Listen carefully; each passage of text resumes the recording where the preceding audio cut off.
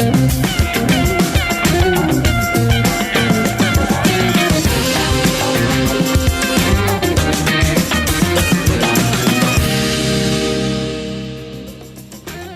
evening, I'm Sharaad Kutin.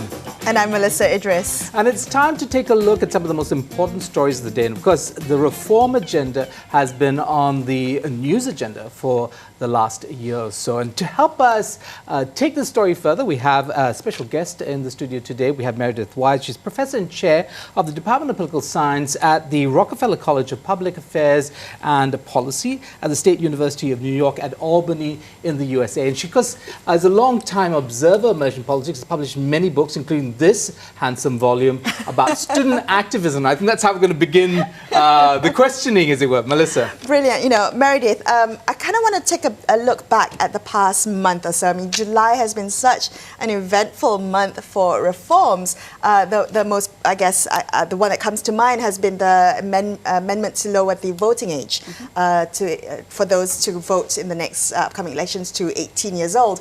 And I kind of want to dissect that. I mean, what did you make of that in terms of where Malaysia stands, or the Pakatan Harapan government stands, when it comes to its promises for reform? I think it was a particularly interesting starting point for really substantial institutional constitutional reform, in part because this was new for Malaysia, the idea of a bipartisan support for a real institutional change, but also because it injects this level of uncertainty moving forward. So it's not a safe, secure change for either side. Both PAS and Pakatan benefited a lot from youth support. Both could benefit in GE15 from youth support.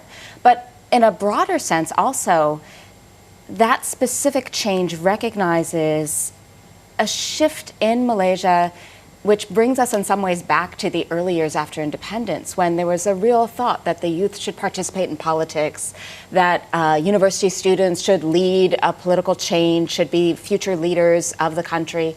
And that thought had really diminished over the years. And this is a subject of your history. There's a very detailed history in this book, isn't it? Very. And it really ought to be a bestseller, I think, at this point in time. Melissa, Meredith, I mean, were you surprised by the bipartisanship? Because it wasn't necessary until the very last. I mean, I remember PAS coming in and saying, well, unless automatic voter registration is put into the bill, we're not going to support it. So, and there's always this funny thing, like, why would you want to give Pakatan Harapan a legislative win, even though you might think it benefit you?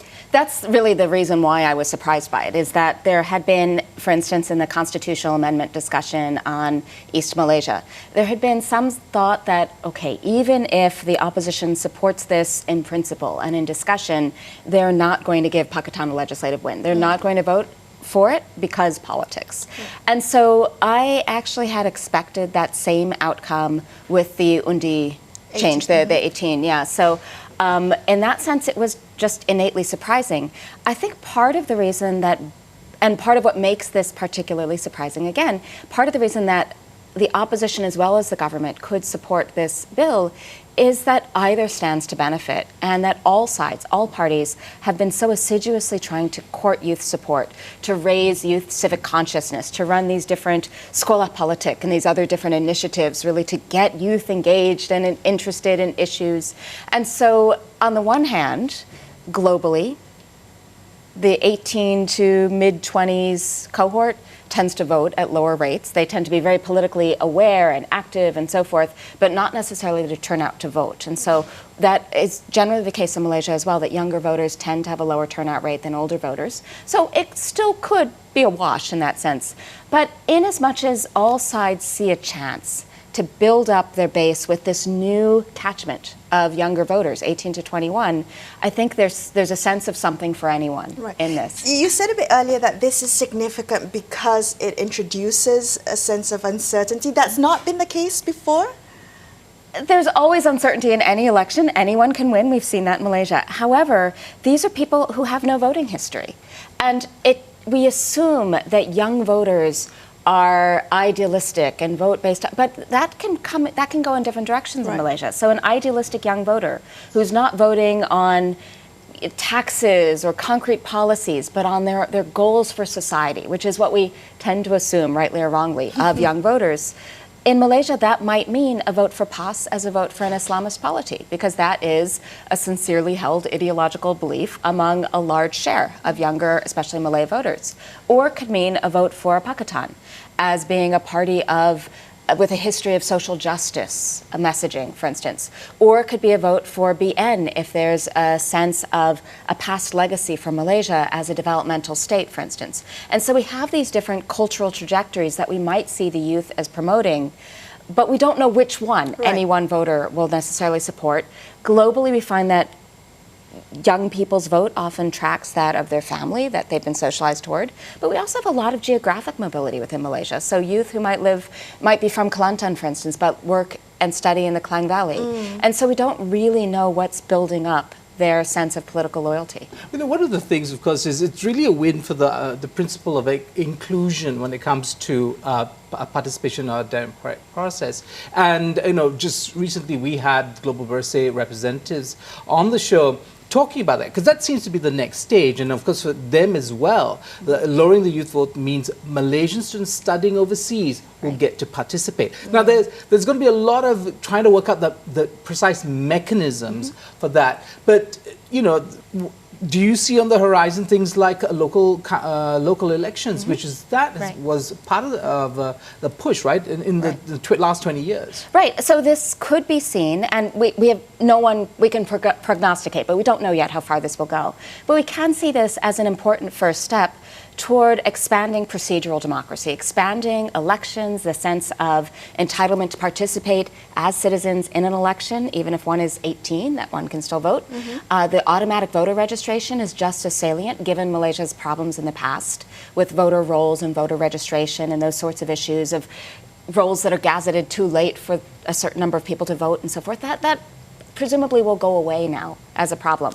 The question of making it easier for voters overseas, Malaysian citizens who maintain their Malaysian citizenship, who plan to return to Malaysia, who have a vested interest still in Malaysia, to vote, whether they be students or others, that also is extremely important. Malaysia exports a huge share of its citizens, right? And often this is an issue of a brain drain. So often it's well-educated, economically self-sufficient, competent people who, if they can maintain a sense of a stake in Malaysia, might be more likely to return, might be more likely to feel a real connection to Malaysia, feel less disenfranchised. So there can be all sorts of important spin-off effects, even apart from the normative one of expanding participation in democracy, of making it easier rather than harder for people to exercise voice. I just want to very quickly come back to something you mentioned before the interview. You said something that was really quite interesting. You said, you know, in the Undi 18 vote, Malaysia stands in stark contrast to what's happening in Singapore. Right? Yeah, which has just reaffirmed not allowing the 18 to 21-year-olds to vote, even though the men serve national service, for instance. And so the Singapore government has reaffirmed, yes, youth may take part in other ways, through public forums, through expressing voice, but that's not the same as actually choosing your government. Agreed. It's a fundamental premise of democracy, that it's not just about expressing voice between elections, but also at elections. Malaysia has sometimes in the past gone in the opposite direction of saying, you vote every 5 years, that's it. So right now we see the possibility of a much more rejuvenated and really fruitful conversation that occurs not just between elections, though also then, but also at elections. We're going to come back just after this break. Stay tuned to Consider This.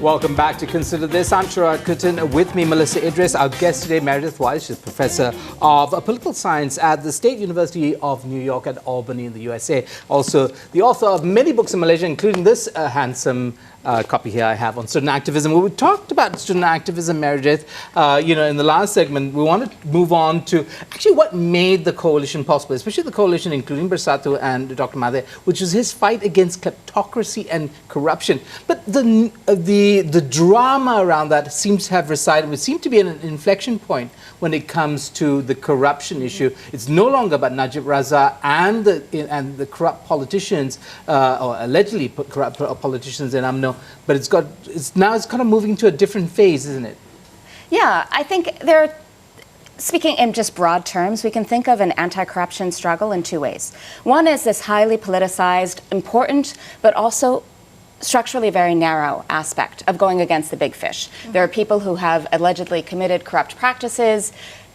Part of the way that you show that you take corruption seriously is by prosecuting. Part of the way that you recapture the valuable assets of the state can be through those prosecutions and so forth. So this is important as a political inflection point, as you note, and just as a really substantive thing of there's been an alleged malpractice that has to be tracked down. But the other broad aspect really has more to do with everyday institutionalized governance. So we hear a lot about the idea of good governance, but it's often not so clearly specified what that means. Part of that is anti-corruption. It's prohibiting bribery, it's prohibiting nepotism, it's prohibiting the full range of rent-seeking and corrupt practices. But part of that also, the way that we institutionalize that may have more to do with really everyday empowerment. So inculcating within the civil service norms of efficiency and accountability and transparency.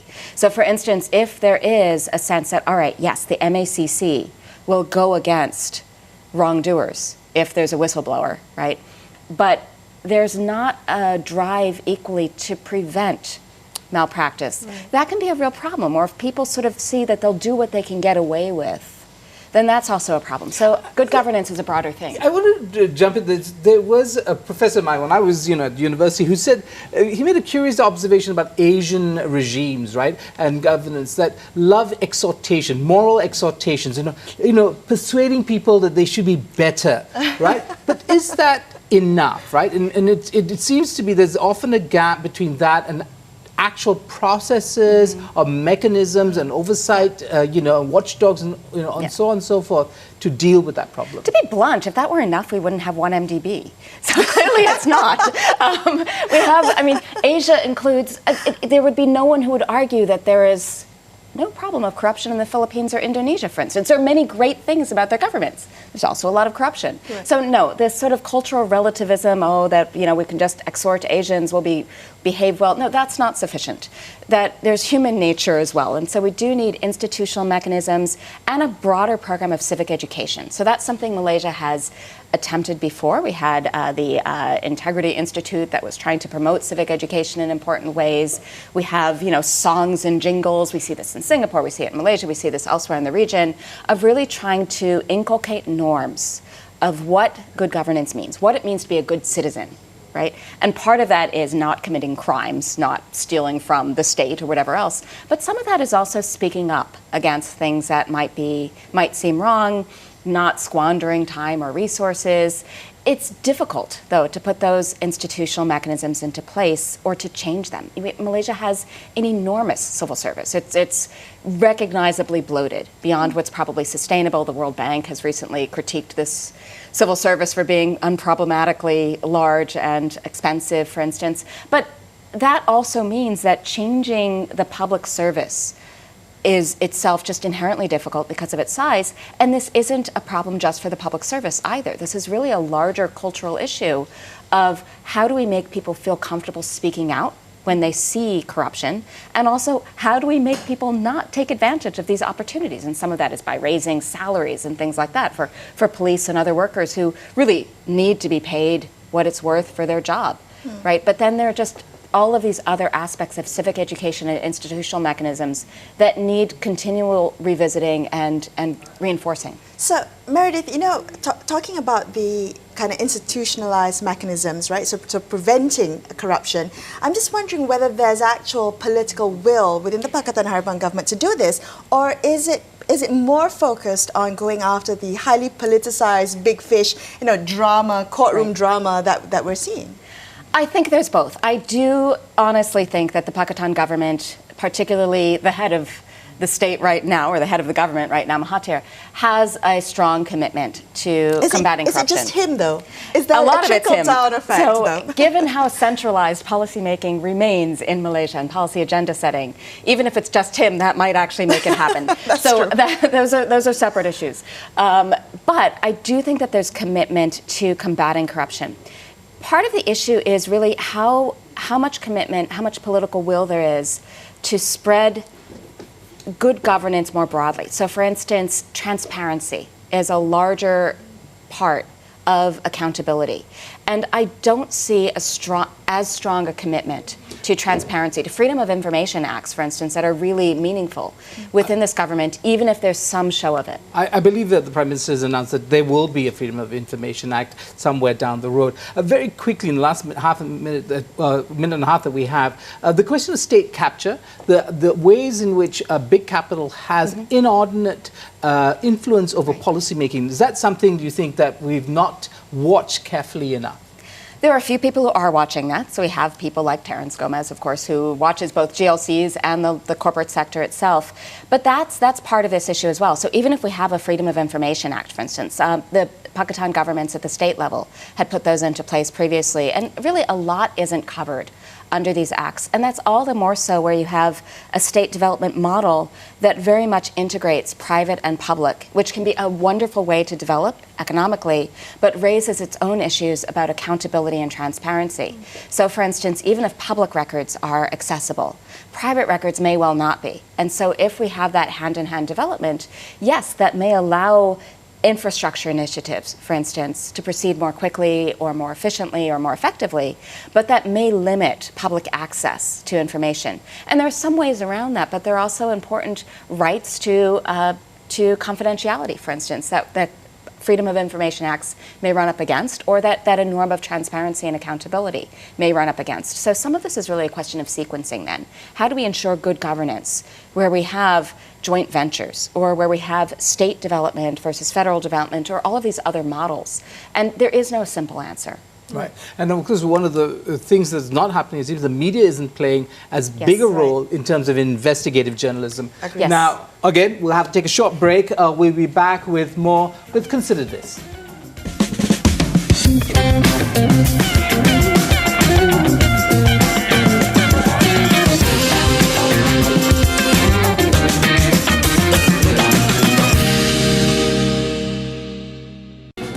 Welcome back to Consider This. I'm Sharaad, with me Melissa, and our guest Meredith Weiss, who's a professor of political science at the State University of New York at Albany in the USA. We've been talking about, well, many things, about legislative wins, anti-corruption agendas, and now we're going to talk a bit about the kind of culture wars we've seen recently, the hot controversy. Yeah, I kind of want to take a closer look at whether these culture wars, Meredith, are an unnecessary distraction when it comes to Pakatan Harapan focusing on the institutional reforms that they promised in their manifesto. For instance, with the hot controversy that we've seen recently, the backlash, was it really about the script, or was it what it represented, which is a trust deficit in the government?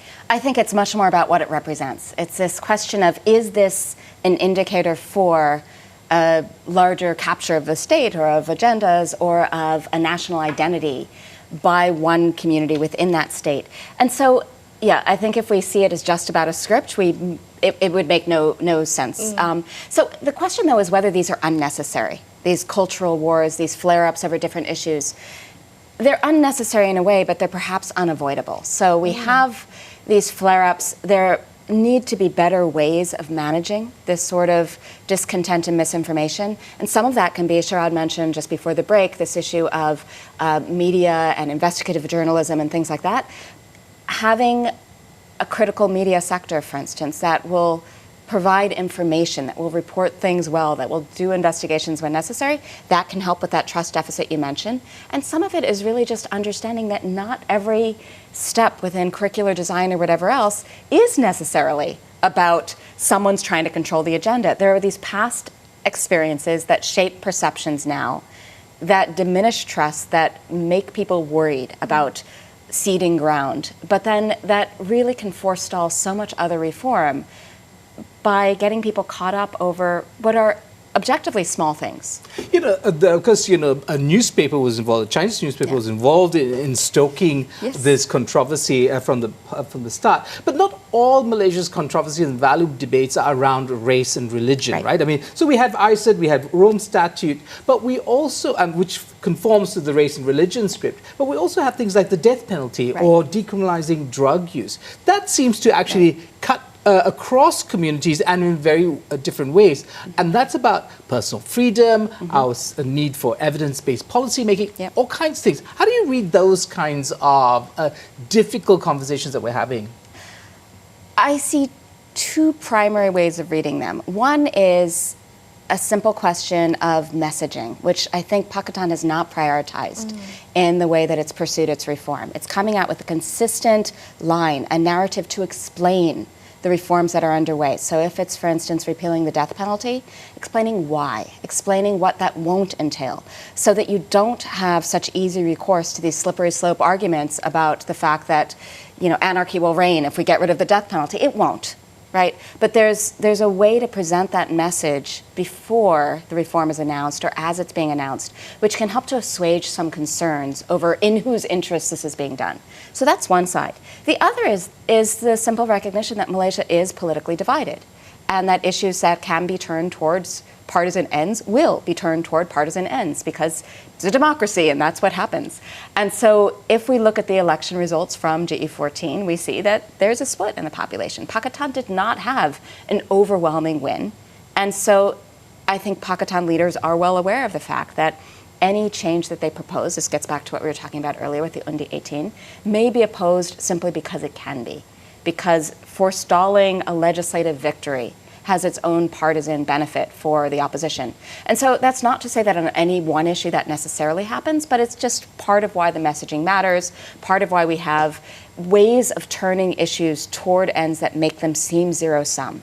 Right, because we have all kinds of different, as you mentioned, visions for the country. Now, one that has developed and emerged over the last couple of years is kind of states-based, and regional identities. So Sabah is very strong, Sarawak is very strong. How do you see that playing out in the next couple of years, especially impacting the agenda to democratize the country? I think, if nothing else, the concern over how Sabah and Sarawak fit within the Malaysian nation and the Malaysian state, so both culturally and institutionally, highlights the need for a more consultative approach to policymaking, toward making sure that not just political leaders, but also members of civil society, organizations, and individuals feel themselves to be heard. So we see this in unusual ways. So there's recently a pronouncement in Sarawak that if local government elections are allowed on the peninsula in Semenanjung, they will not be in Sarawak, and that's going back to the Malaysia Agreement, and that this won't happen. I honestly don't know the constitutional soundness of that claim, but it suggests a larger point of the ways in which changes, institutional changes, and shifts in the premises of politics, moves to make politics more participatory, to expand elections, all of this, that all of those need to include voices from across Malaysia, geographically, sectorally, different age segments, that if it's too top-down, it may just backfire, because it seems to be, again, representing perhaps a partisan interest. It may actually not be, but it's easily spun in that way. And so anything having to do with Sabah and Sarawak really highlights the need to make sure that these states are fully included, not just tacked on, not just allowed to say, look, this isn't working for us, we'll have it our own way in this other state, but really to find a way to make this formula work more inclusively. Do you think that in the past year and a half that Pakatan Harapan has been in Putrajaya, that we've seen a kind of ideological vision, the differences between that kind of shift post GE14? How do you kind of peel back these layers? I mean, do you see the differences? Are they more clear now in terms of ideological vision? For myself, I don't see Pakatan Harapan's ideological vision as being more clear. I actually see it as being somewhat less clear. But I do see a more clearly distilled opposition vision in the UMNO-PAS marriage. Which is? Much more of an ethno-nationalist vision for the state, which was not UMNO's vision prior to this point. In other words, UMNO was a party by and for Bumiputra, specifically Malays, but it had a power-sharing formula that tempered the ideological aspect of that. So we could have a developmental state under the BN, led by UMNO, that would benefit Bumiputra, particularly, but that would also have a multi-ethnic premise, right? And there's what we term performance legitimacy, valuing the BN because it brought economic performance, such that corruption could really bring it down. Pakistan's ideological vision initially was of a less racialized state, a less ethnicized or communal state.